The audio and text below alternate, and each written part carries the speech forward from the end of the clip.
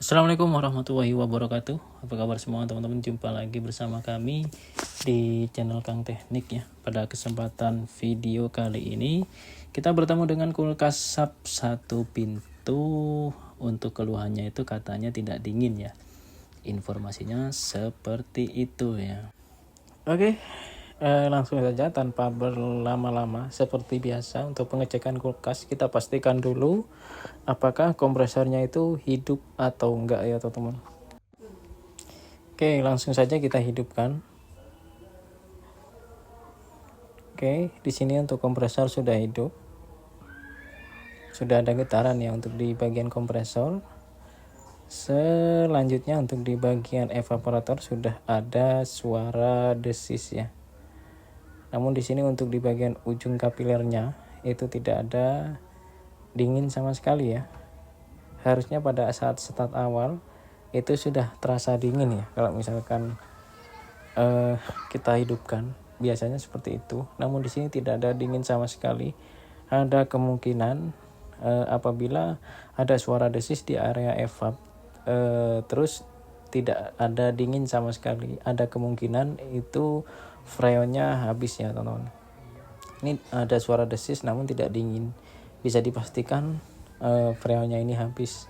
Jadi langkah yang harus selanjutnya kalau misalkan sudah seperti ini, selanjutnya kita cek kebocorannya ya, kebocorannya di bagian evap ataupun di bagian kondensor ya. Oke, setelah kita cek untuk di bagian evaporator, di sini banyak yang korosif ya.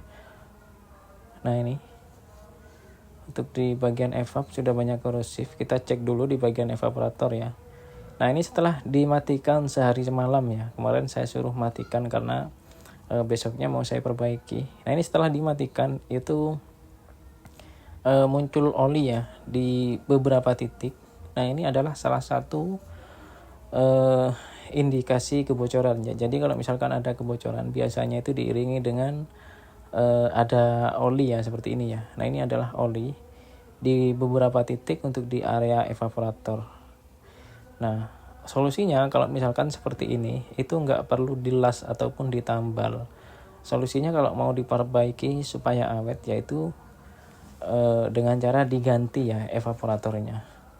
Ada catatan ya kalau misalkan evaporator yang bisa ditambal ataupun dilas itu dengan catatan kena congkel ataupun kena benda tajam ya. Namun kalau misalkan penyebabnya itu diakibatkan oleh korosif ya atau seperti keropos, nah itu kalau misalkan kita tambal sekalipun sudah tertutup, nanti selang beberapa hari atau beberapa bulan itu akan berpindah lagi ya. Jadi saran saya kalau misalkan disebabkan oleh korosif itu langsung dibelikan, jangan ditambal atau dilas ya.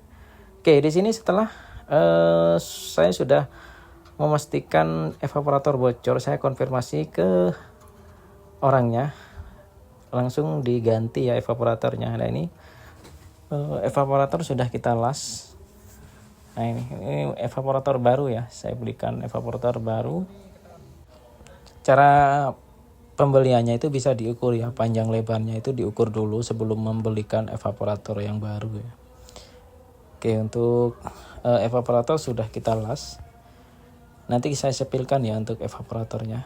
Ini evaporator sudah kita las dan sudah kita cek kebocorannya. Udah dipastikan tidak ada kebocoran lagi untuk di bagian sambungan las selanjutnya. Oke, setelah kita las semua, filter sudah kita ganti. Sudah kita vakum juga. Selanjutnya kita langsung masuk ke proses pengisian freon ya teman-teman ya. Oke, di sini untuk freon sudah kita isi maksimal ya.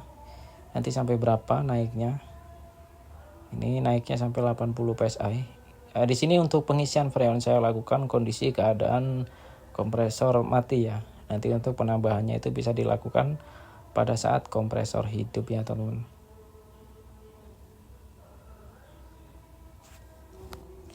Oke, di sini setelah kita nyalakan ya, kompresor sudah hidup dan filter sudah mulai terasa hangat. Untuk ampere sendiri berada di 0,5 ya, cukup normal karena maksimal ampere di 0,7 ya.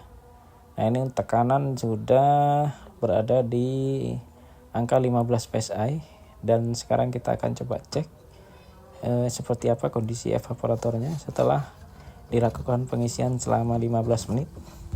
Oke, di sini sudah merata ya, untuk bunga esnya sudah mulai merata. Nah ini bunga es sudah mulai merata, artinya sudah selesai ya. Jadi sampai di sini dulu video dari kami, semoga bermanfaat ya. Jika teman-teman ada yang perlu ditanyakan, silahkan tulis di kolom komentar. Jangan lupa dukung channel kami dengan cara tekan tombol like-nya dan juga subscribe-nya. Wassalamualaikum warahmatullahi wabarakatuh.